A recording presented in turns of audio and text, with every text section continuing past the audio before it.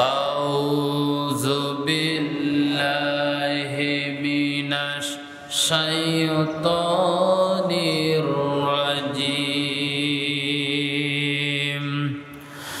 বিসমিল্লাহির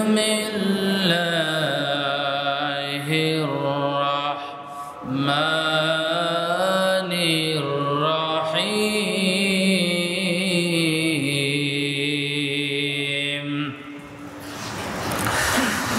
ওয়ালা তাকুনু কাল্লাতী নাকাদাত গযলাহা মিন বা'দি কুওয়াতিন আনকাসা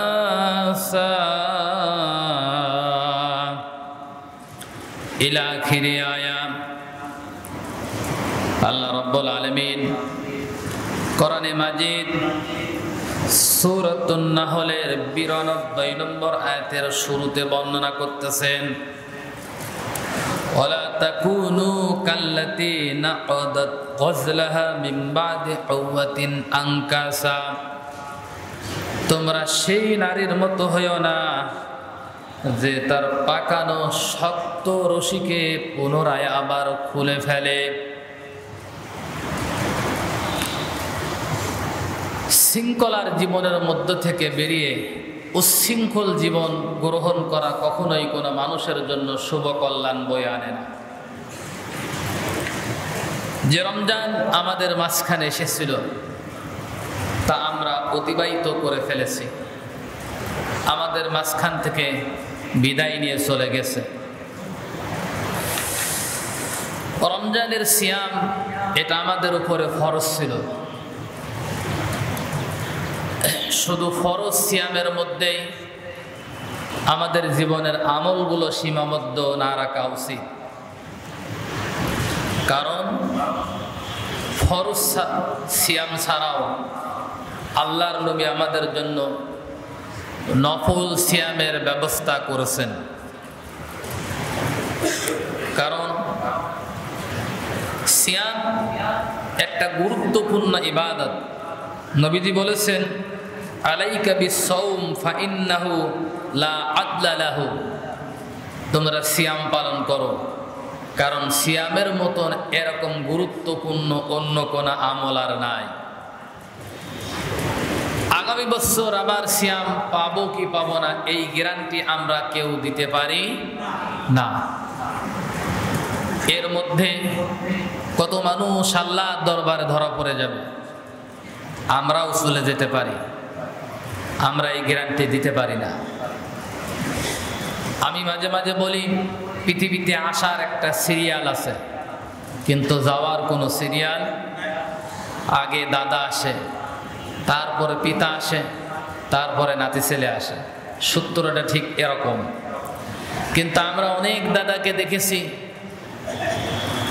তার নাতি ছেলেকে 2 হাতে কবরে শোয়াতে, অনেক পিতাকে দেখেছি তার প্রিয়তম সন্তানকে 2 হাতে কোলে করে কবরের ভিতরে শোয়াতে। এজন্য আসার সিরিয়াল আছে, কিন্তু যাওয়ার কোনো সিরিয়াল নাই।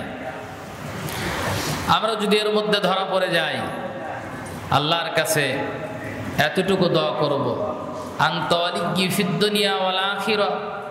ইউসুফ আলাইহিস সালাতু ওয়াস সালাম এই দোয়া করেছিলেন, ও আল্লাহ, তুমি আমার জন্য দুনিয়া এবং আখিরাতের উত্তম অভিভাবক। আনতা ওয়ালিয়্যি ফিদ দুনিয়া ওয়াল আখিরাহ তাওয়াফানি মুসলিমা।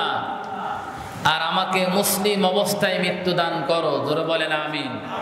ওয়ালহিকনি বিসসালিহিন। আর আমার মৃত্যুর পরে যেন আমি নেক মানুষদের সাথী হয়ে যেতে পারে। এটা ইউসুফ আলাইহিস সালাতু ওয়াস সালাম আল্লাহর কাছে দোয়া করেছিলেন। এটা আমাদেরও দোয়া। আল্লাহ নিজেও বলেছেন, ওয়ালা তামুতুন্না ইল্লা ওয়া আনতুম মুসলিমুন। তোমরা মুসলিম না হয়ে মৃত্যুবরণ করো না। তাই বলছি, উচ্ছৃঙ্খল জীবন গঠন না করে যে নিয়ম শৃঙ্খলার মাধ্যমে 1 মাস আমরা অতিবাহিত করেছি, আমরা এই নিয়ম শৃঙ্খলার মধ্য দিয়েই আমাদের জীবন আমরা অতিবাহিত করতে চাই। রমজানের ফরজ সিয়ামের পাশাপাশি আল্লাহর নবী আমাদের জন্য নফল সিয়ামের ব্যবস্থা করেছেন।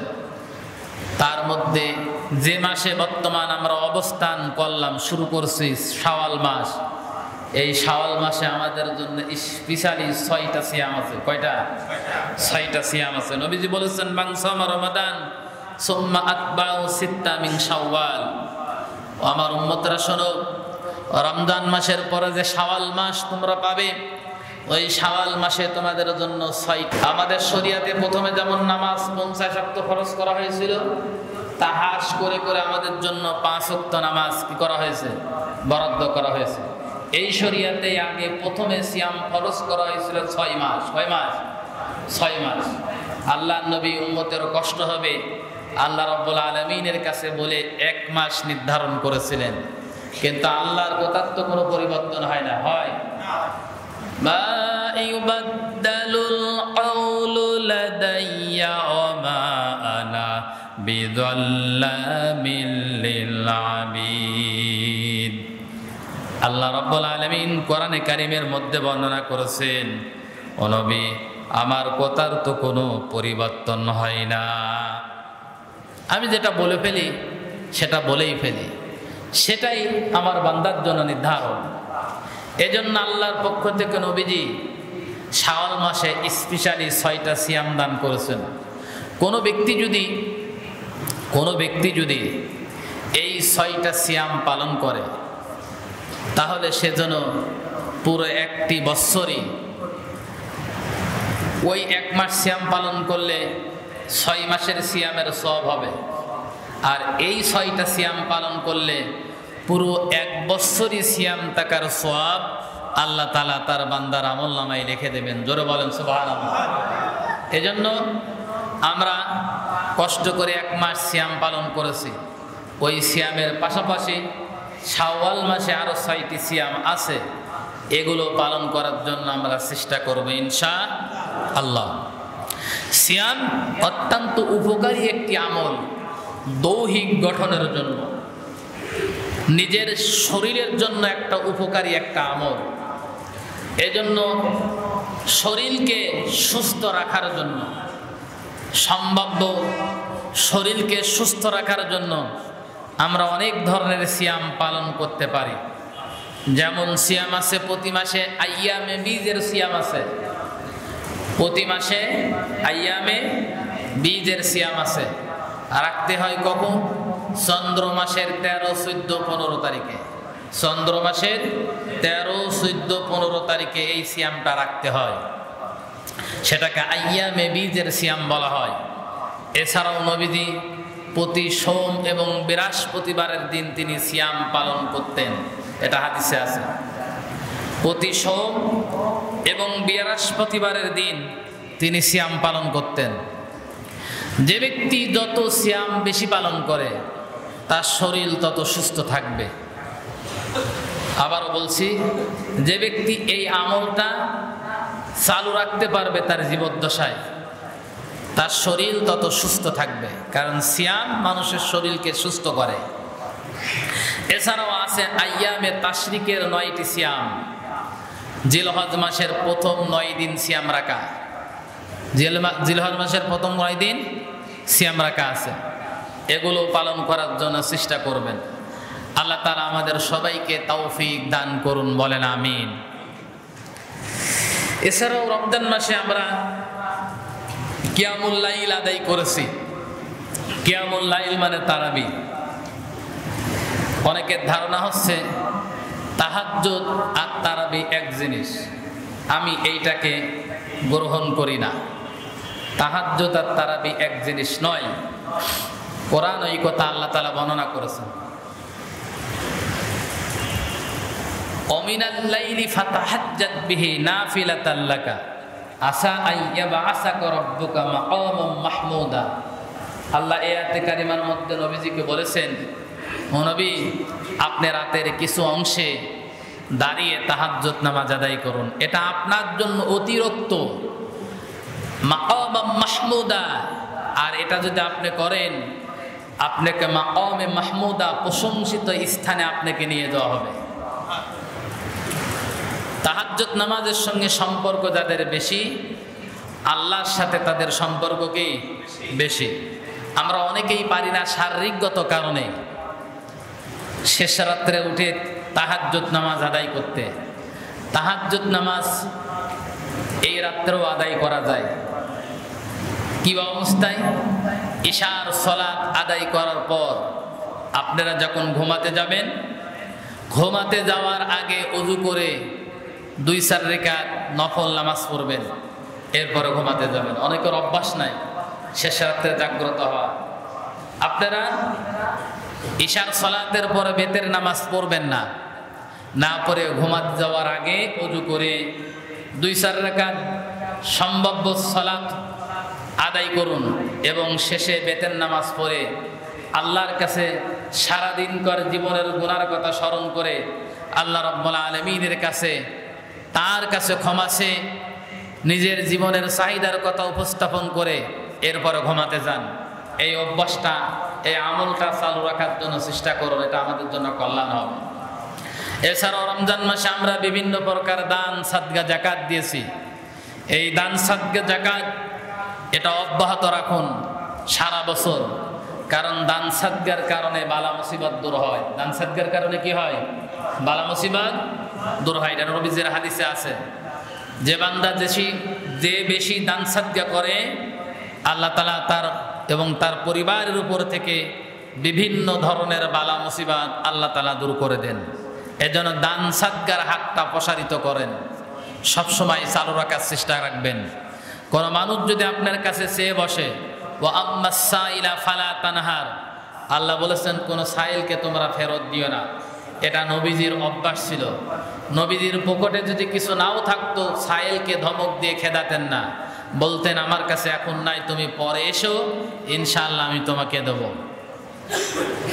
এটা রাসূলের একটা সুন্নাহ, এজন্য পালন করার জন্য চেষ্টা করেন। এবার আসেন, রমজান আমাদের মাঝখান থেকে বিদায় নিয়েছে। এই রমজানে আমরা অনেক কিছু পেয়েছি আল্লাহ রাব্বুল আলামিনের পক্ষ থেকে, রহমত, বরকত, মাগফিরাত, নাজাত আমরা পেয়েছি। রমজান এসেছিল তাকওয়ার দাবি নিয়ে। সেই তাকওয়ার দাবি আমরা সম্ভাব্য অনেকেই হয়তো অর্জন করতে পেরেছি। রমজান আমাদের কাছে এসেছিল শৃঙ্খলিত জীবন অতিবাহিত করার জন্য। আমরা শৃঙ্খলিত জীবন অতিবাহিত করেছি। আর এই রমজানে আমাদের জন্য পৃথিবীর শ্রেষ্ঠতম নিয়ামত আল্লাহ তাআলা আমাদের জন্য উপহার দিয়েছেন নবীর উপরে। আর ওই নবী ইন্তিকালের পরে সেই আমানতটুকু, সেই উপহারটুকু আমাদের জন্য রেখে গিয়েছেন। আল্লাহ রাব্বুল আলামিন এই পৃথিবীতে যত নবী প্রেরণ করেছেন, নবী এবং রাসূল, প্রতিটা নবী এবং রাসূলকে আমার আল্লাহ রাব্বুল আলামিন কোনো না কোনো মুজিজা দান করেছেন নবুয়ত দান করার পরে। কিন্তু নবীরা ইন্তিকালের পরে আল্লাহ রাব্বুল আলামিন ওই মুজিজাগুলো দুনিয়ার বুক থেকে তুলে নিয়েছেন। হযরতে মূসা নবীকে আল্লাহ তাআলা লাঠি দিয়েছিলেন। আজ পর্যন্ত কিন্তু মূসা নবী চলে যাওয়ার পরে আমরা ওই লাঠি আর কখনো দেখতে পাই না। পাই নাকি? ওই লাঠি দিয়ে সাগর উপরে বাড়ি মারলে সাগর দ্বিখণ্ড হয়ে যেত, রাস্তা হয়ে যেত। এই ঘটনার আমরা দেখি না। সুলাইমান আলাইহিস সালামকে আল্লাহ রাজ সিংহাসন দিয়েছিলেন, হাতে আংটি দিয়েছিলেন। হযরতে শুআয়ব আলাইহিস সালামকে, সালেহ আলাইহিস সালামকে আল্লাহ তাআলা উটনি উপহার দিয়েছিলেন। তিনি ইন্তিকালের পরে দুনিয়ার বুক থেকে আল্লাহ তাআলা সেই জিনিসগুলো তুলে নিয়েছেন। হযরতে ঈসা আলাইহিস সালামকে আল্লাহ তাআলা মুজিজা দিয়েছিলেন। তিনি কোনো রুগ্ন ব্যক্তির উপরে হাত দিলে তার রোগ ভালো হয়ে যেত। তিনি মৃত মানুষদেরকে জীবিত করতে পারতেন, সেটা চলে গেছে। তার উপরে ইনজিল কিতাব নাজিল হয়েছিল। আল্লাহ রাব্বুল আলামিন সেই ইনজিল কিতাব তুলে নিয়েছেন। হযরতে মূসা আলাইহিস সালামের উপরে আল্লাহ রাব্বুল আলামিন তাওরাত নাজিল করেছিলেন, সেটাও তিনি ইন্তিকালের পরে আল্লাহ তাআলা তুলে নিয়েছেন। হযরতে দাউদ আলাইহিস সালাতু ওয়াস সালামের উপরে আমার আল্লাহ রাব্বুল আলামিন জাব্বুর কিতাব নাজিল করেছিলেন, সেটাও ইন্তিকাল করার পরে আল্লাহ তাআলা তুলে নিয়েছেন। কিন্তু আমার আপনার নবী, বিশ্ব নবী মুহাম্মাদুর রাসূলুল্লাহ সাল্লাল্লাহু আলাইহি ওয়াসাল্লাম, আল্লাহ রাব্বুল আলামিন এই নবীজিকে প্রায় 3000 মুজিজা দিয়েছিলেন। সকল নবীরা যা যা সে আল্লাহর কাছ থেকে নিয়েছেন, আমার নবীকে আল্লাহ রাব্বুল আলামিন ওগুলো এমনিতেই হাদিয়া দিয়েছেন। এর পরিসংখ্যা প্রায় দেখানো হয়েছে তাফসীরের মধ্যে প্রায় 3000। নবীদের উপরে সবচাইতে বড় মুজিজা যেটা ছিল, যেটা আল্লাহ রাব্বুল আলামিন লাইলাতুল কদরে নাজিল করেছিলেন, যার নাম হচ্ছে কোরআনুল মাজিদ, যার নাম হচ্ছে কোরআনুল মাজিদ, কোরআনুল হাকিম। আল্লাহ রাব্বুল আলামিন বিশ্ব নবীর উপরে নাজিল করেছেন। তিনি ইন্তিকাল করেছেন, দুনিয়ার বুক থেকে চলে গেছেন, প্রায় 1500 বছর হতে চলল, কিন্তু কোরআন এখনো আমাদের সামনে কমপ্লিট আছে না নাই? কিয়ামত পর্যন্ত থাকবে না থাকবে না? তবে কিয়ামতের আগে এই কোরআন অদৃশ্য হয়ে যাবে, এটা হাদিসে আছে। কোরআনের কাগজের 20টা মানুষ খুলবে, দেখবে কোরআনের পাতায় আর একটা অক্ষরও লেখা নেই, সব অদৃশ্য হয়ে গেছে, কোরআন থাকবে না। এটা পৃথিবীতে যত নবী এসেছেন, যত মুজিজা আল্লাহ তাদেরকে দিয়েছেন, সকল মুজিজার শ্রেষ্ঠতম মুজিজার নাম হচ্ছে কোরআনুল মাজিদ, কোরআনুল হাকিম। এই কোরআনের 55টা নাম আছে। কয়টা নাম? কিন্তু কোরআন শরীফ বলে কোনো নাম নেই। কোরআন শরীফ বলে কোনো কি, আমরা যে কোরআন শরীফ বলি, এই শরীফ নামটা নেই ওই 55 নামের মধ্যে। আমরা মেলা শরীফ বানিয়েছি, মাজার শরীফ বানিয়েছি, ঠিক না?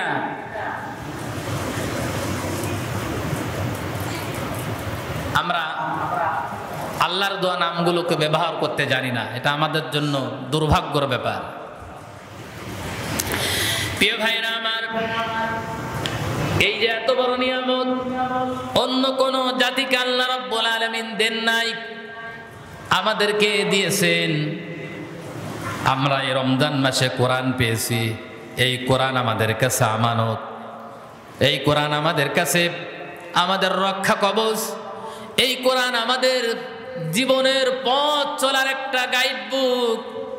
এই কোরআনটা আল্লাহ রাব্বুল আলামিন আমাদেরকে দান করে একটা কথা আমাদেরকে বলেছেন, অথচ শরিয়াতে যত বিধান আল্লাহ রাব্বুল আলামিন দিয়েছেন, অন্যান্য নবীদের যত নবুয়ত দেওয়ার পরে, আল্লাহ রাব্বুল আলামিন যত মুজিজা দিয়েছেন দেওয়ার পরে, ওই উম্মতদেরকে এই কথাগুলো বলেননি। কিন্তু আমাদের আপনাদের এই কথাগুলো আল্লাহ রাব্বুল আলামিন বলেছেন। আল্লাহ বলেছেন, তোমরা যারা কোরআন পেয়েছো তোমরা আনন্দ প্রকাশ করো। জোরে বলেন সুবহানাল্লাহ। তোমরা আনন্দ করো, আল্লাহ নিজে বলছেন, قل بفضل الله وبرحمته فبذلك فليفرحوا هو خير مما يجمعون। কোরআনে মাজিদ সূরাতুল ইউনুস 11 নম্বর পারা 14 নম্বর পৃষ্ঠার 58 নম্বর আয়াতে কারিমা এটা আল্লাহ রাব্বুল আলামিন বলেন, কুল বিফাদলিল্লাহি ওয়া বিরহমাতিহি, আমি পৃথিবীবাসীর জন্য যত ফদল, যত অনুগ্রহ, যত দয়া, যত করুণা আমি নাজিল করেছি, সবচেয়ে বড় অনুগ্রহ, বড় করুণা, বড় দয়া হচ্ছে কোরআনে মাজিদ। সবচেয়ে বড় দয়া, বড় অনুগ্রহ, বড় রহমত হচ্ছে কোরআনে কারীম। আল্লাহ বলছেন কুল বিফাদলিল্লাহ। এই যে ফদল শব্দের শাব্দিক অর্থ আছে অনুগ্রহ, দয়া, রহমত। আল্লাহ বলছেন ওই পৃথিবীর সূচনার শুরু থেকে আজ পর্যন্ত এই পৃথিবীবাসীর জন্য যত কিছু আমি নাজিল করেছি, যত ফদল নাজিল করেছি, অনুগ্রহ নাজিল করেছি, যত দয়া করেছি, সবচেয়ে বড় অনুগ্রহ, বড় দয়ার নাম হচ্ছে কোরআনে কারীম। নাম কি? সুতরাং শোনো, হুয়া খায়রুম মিম্মা ইয়াজমাউন, কোরআন তোমরা যারা পেয়েছো আনন্দ প্রকাশ করো। অথচ নামাজের বিধান দিয়ে আল্লাহ তাআলা বলেননি, বা অন্য শরীয়তে নবীদের উপরে নবুয়ত দেওয়ার পরে যে মুজিজা দিয়েছিলেন, মুসা আলাইহিস সালাতু ওয়াস সালামের উপরে তাওরাত, ঈসা আলাইহিস সালাতু ওয়াস সালামের উপরে ইনজিল, দাউদ আলাইহিস সালাতু ওয়াস সালামের উপরে জাব্বুর কিতাব নাজিল করার পরে ওই উম্মতকে বলেননি তোমরা অনুগ্রহ করেছি, তোমরা আনন্দ প্রকাশ করো, উল্লাস করো, এই কথা বলেননি। কিন্তু কোরআন নাজিলের পরে আল্লাহ বলতেছেন হুয়া খায়রুম মিম্মা ইয়াজমাউন, তোমরা যারা কোরআন পেয়েছো তোমরা আনন্দ করো। রমজান মাসে সেই জিনিসটা আমরা উপহার পেয়েছি। এখন কোরআন আমাদের কাছে আমানত। কোরআন আমাদের কাছে কি? আরো জোরে, আমানত। এটা আমাদের কাছে আল্লাহ তাআলা আমানত দিয়েছেন। এখন এই কোরআন পেয়ে আল্লাহ তাআলা আনন্দ প্রকাশ করতে বলেছেন। আনন্দ দেখলাম ঠিকই প্রকাশ হচ্ছে। ঈদের আগের দিন রাত্রিতে শুরু করে বোমবাজি, আর প্রত্যেক বাড়িতে বাড়িতে খালি বড় বড় বক্স নিয়ে যা বাজানো হচ্ছে। যেখানে অনুষ্ঠান সেখানে কি আপনারা ঠিক মতন ঘুমাতেও পারবেন না। আমাদের আইন শৃঙ্খলা বাহিনী এগুলো দেখে না। যে সমস্ত বাড়িতে বক্স বাজতেছে তার আশেপাশে মানুষ, কত মানুষ অসুস্থ থাকতে পারে, রোগগ্রস্ত থাকতে পারে, ভালো মানুষেরও ঘুম হয় না, যেটা ইসলামের শরিয়াতে সম্পূর্ণ হারাম। এগুলো নিয়ে আনন্দ হচ্ছে। বরং সেখানে নিষেধ করতে গেলে বরং নিজের ইজ্জত সম্মান নিয়ে সেখান থেকে ফিরে আসা খুবই দুষ্কর, ঠিক কিনা? আমরা যদি সেখানে নিষেধ করতে যাই তাহলে সেখান থেকে নিজের ইজ্জত সম্মান নিয়ে ফেরত আসা আমাদের জন্য খুব দুষ্কর। বর্তমান পরিস্থিতি এরকম হয়েছে।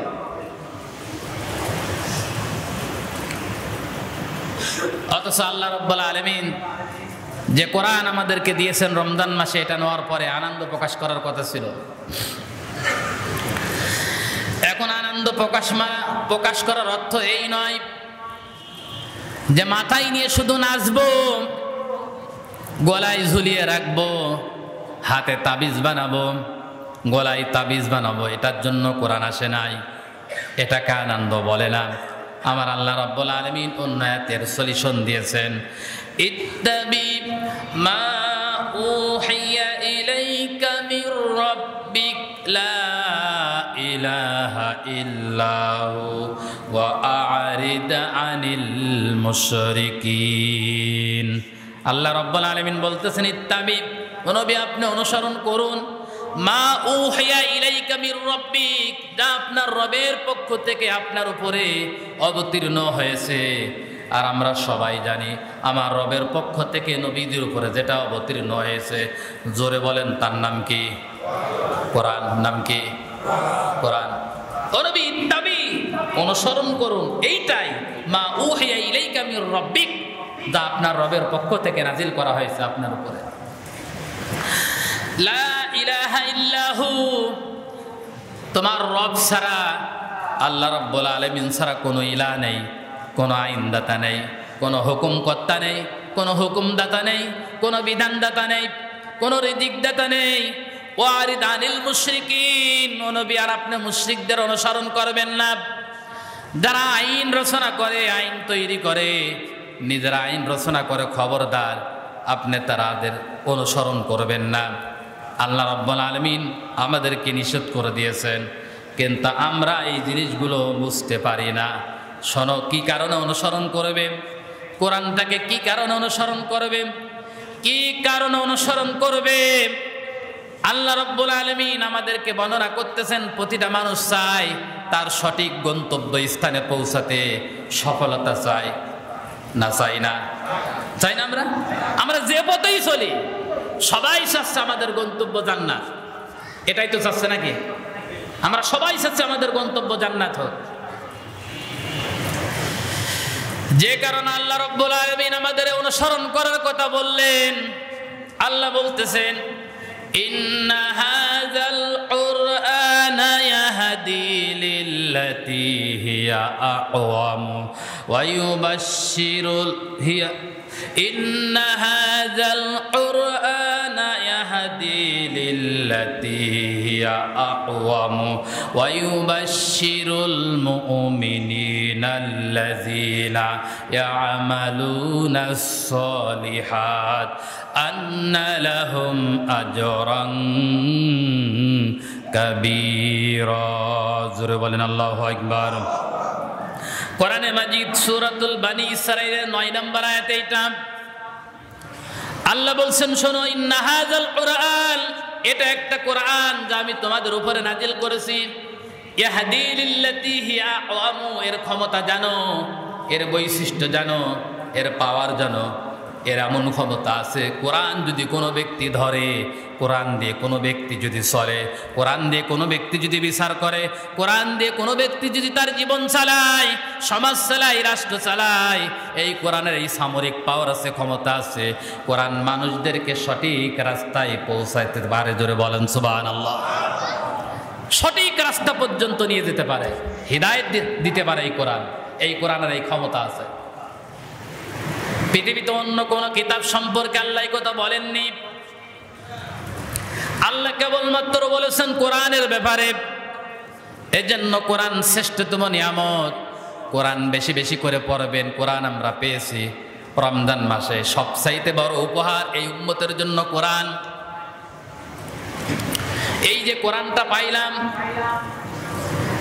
কোরআন বেশি বেশি করে যে ব্যক্তি পড়বে, কোরআনের সঙ্গে যে ব্যক্তি বেশি বেশি সম্পর্ক রাখবে, নবীজি হাদিসের মধ্যে বর্ণনা করেছেন, শেষ জামানায়, আমার উম্মতের শেষ জামানায় বিভিন্ন ধরনের বালা মুসিবত, আযাব আর গজব, বিভিন্ন ধরনের রোগ বালা মুসিবত আমার জাতির উপরে নামবে। কোরআনের সঙ্গে যে ব্যক্তি যত সম্পর্ক রাখবে, আল্লাহ তাআলা ওই বালা মুসিবত, আযাব আর গজব থেকে ওই লোকগুলোকে আল্লাহ তাআলা হেফাজত করবে। তার জ্বলন্ত দৃষ্টান্ত করোনা। আপনি দেখেন, কোরআনের সঙ্গে যেই মানুষগুলোর সম্পর্ক বেশি ছিল, তাদের উপর আঘাত কম এসেছে। আর যারা এই কোরআনের সাথে বিচ্ছিন্ন ছিল, তাদের উপর আঘাত বেশি এসেছে, ওই সমস্ত লোক বেশি মারা গেছে। আমি খুলনায় ট্রেনিং এসেছিলাম, আমার মেডিকেলের একটা ক্লাস চলতেছিল। হাফেজ সাহেব, আমি আমার জীবনে বাস্তবতার নমুনা, আমি আমার জীবনের বাস্তবতার নমুনা আমি দেখেছি, সচক্ষে দেখেছি। আমি ডাক্তার মানুষ, উচ্চ লেভেলের একজন ডাক্তার। যারা বাস্তবিক কোরআনের সাথে সম্পর্ক যারা বেশি রেখেছে, তারা করোনা রোগীকে নার্সে ধোয়াইছে, গোসল করাইছে, দাফন করেছে, কাফন করেছে, কোনো সমস্যা হয়নি। আর যারা এর থেকে দূরে থেকেছে, কোরআনের সংস্পর্শে যারা আসেনি, আল্লাহ তাআলা তাদেরকে আরো বেশি করে এই জিনিসটা ধরাইছে। এটা আমার চক্ষুষ দেখা, উনি বলছিলেন তাই বললাম আর কি। এজন্য কোরআনের সঙ্গে যার যত সম্পর্ক থাকবে, আল্লাহ তাআলা বালা মুসিবত, বিপদ আপদ থেকে তাকে তত রক্ষা করবেন। প্রিয় ভাইরা আমার, এটা তো রমজান মাস যাওয়ার পরে কোরআনের নিয়ামতের কথা বললাম। এখন শুধু বেশি বেশি পড়লেই হবে না, কোরআনের আরেকটা কাজ আছে। যেই দাবি নিয়ে আমাদের কাছে কোরআন এসেছে, যেটা নবীর উপরে ছিল দায়িত্ব, আল্লাহ রাব্বুল আলামিন এই কোরআন দিয়ে, কোরআন আমাদের উপরে আমানত দিয়ে কোরআন পড়া, কোরআন প্রচার করা, কোরআন প্রতিষ্ঠা করা, এটা আমাদের উপরে আমানত দিয়েছেন। এই আমানতের দায়িত্ব বহন করা আমাদের উপরে আল্লাহ তাআলা ফরজ করেছেন। এটা আমরা অনেকেই এগুলো বুঝি না। আমানত রক্ষা করা ফরজ না নফল? আমানত রক্ষা করা ফরজ না নফল? বনি ইসরাইল জাতিকে একটা আমানত দিয়েছিলেন আল্লাহ তাআলা। ওই আমানত রক্ষা না করার কারণে পৃথিবীর মানচিত্র থেকে তাদেরকে সরিয়ে দিয়ে বনি ইসমাইল জাতিকে আল্লাহ তাআলা পৃথিবীর নেতৃত্ব হাতে তুলে দিয়েছেন। আর বিশ্বনবী মুহাম্মদ রাসূলুল্লাহ সাল্লাল্লাহু আলাইহি ওয়াসাল্লাম হচ্ছে বনি ইসমাইল গোত্রের বংশধর, আর আমরাও তার কওম। আমরা তার কি কওম? আমাদের উপর একটা আমানত আছে। সেই আমানতটা কি? যে এই কোরআন সংরক্ষণ করা, প্রচার করা, প্রসার করা, প্রতিষ্ঠা করা, এটা আমাদের উপর আমানত। এটা আল্লাহ দিয়েছেন। এজন্য নবীজিকে আল্লাহ রাব্বুল আলামিন বলেছেন, ইয়া আইয়ুহার রাসূল বাল্লিগ মা উনজিলা ইলাইকা মির রাব্বিক। ও নবী, আপনি প্রচার করেন, তাবলীগ করেন কোরআন দিয়ে যা আপনার উপরে অবতীর্ণ করা হয়েছে। ওয়া ইল্লাম তাফআল ফামা বাল্লাগতা রিসালাতা। আর যদি আপনি তা প্রচার না করেন, প্রতিষ্ঠা না করেন, তাহলে যেন রিসালতের দায়িত্বই আপনি পালন করেননি। এটা নবীজির কাজ ছিল। নবীজির যেই কাজ উম্মতেরও সেই কাজ। ওটা আল্লাহ কোরআনে কারিমের মধ্যে সূরাতুল ইউসুফের 108 নম্বর আয়াতে আমার আল্লাহ রাব্বুল আলামিন ওই তথ্যটা জানিয়ে দিয়েছেন আমাদের জন্য। আল্লাহ বলেন, কুল হাযিহি সাবিলি আদউ ইলাল্লাহ আলা বাসীরাতিন আনা ওয়া মান ইত্তাবা'আনি ওয়া সুবহানাল্লাহি ওয়া মা আনা মিনাল মুশরিকিন। আল্লাহ বলতেছেন, নবী আপনি বলুন, কুল হাযিহি সাবিলি আদউ ইলাল্লাহ, এটাই আমার কাজ, এটাই আমার পথ, মানুষদেরকে আল্লাহর দিকে আহ্বান করি দিন কায়েমের জন্য।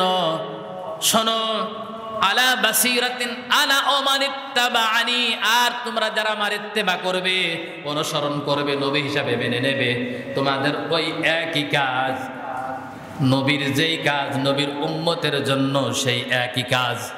নবীর কাজ এইটা ছিল, এটা প্রচার করা, এটা প্রতিষ্ঠিত করা। সুতরাং তার উম্মত হিসাবে আমাদের এই একই দায়িত্ব, যেহেতু আমরা আমানত পেয়েছি কোরআনে কারীম। এই জন্য কোরআন যখন নাজিল হলো, নাজিল হওয়ার পরে আল্লাহ রাব্বুল আলামিন নবীজিকে এবারে ডাক দিয়ে বর্ণনা করতেছেন, ইয়া আইয়ুহাল মুদ্দাসসির কুম ফাআনদির ওয়া রাব্বাকা ফাকাব্বির। ইয়া আইয়ুহাল মুদ্দাসসির, হুকুম বলা সাধনকারী, ওঠো। কুম ফাআনদির, ওঠো। ওয়া রাব্বাকা ফাকাব্বির, আর আপনার রবের শ্রেষ্ঠত্ব বর্ণনা করো, ঘোষণা করো যে আল্লাহ ছাড়া কোনো ইলাহ নেই, কোনো মাহবুদ নেই, কোনো আইনদাতা নেই, কোনো বিধানদাতা নেই, কোনো হুকুমকর্তা নেই। মানুষ যদি এই পৃথিবীতে কল্যাণ পেতে চায়, শান্তি পেতে চায়, তাহলে এই কথার বিকল্প কোনো কথা পৃথিবীতে থাকতে পারে না। এটাই আল্লাহ তাআলা নবীজিকে বলাচ্ছেন, ও নবী আপনি বলুন।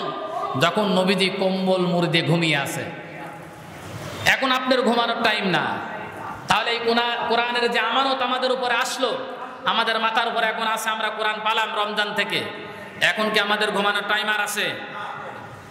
কথা মানে বুঝাতে পারিনি। এখন কি আমাদের ঘুমানোর টাইম আর আছে? নাই। ওই নবীজির মতন ওই একই দায়িত্ব। যেমন নবীজিকে আল্লাহ বলছেন, ইয়া আইয়ুহাল মুদ্দাসসির, ও নবী এখন ঘুম পাড়ার সময় না, তাড়াতাড়ি ওঠেন।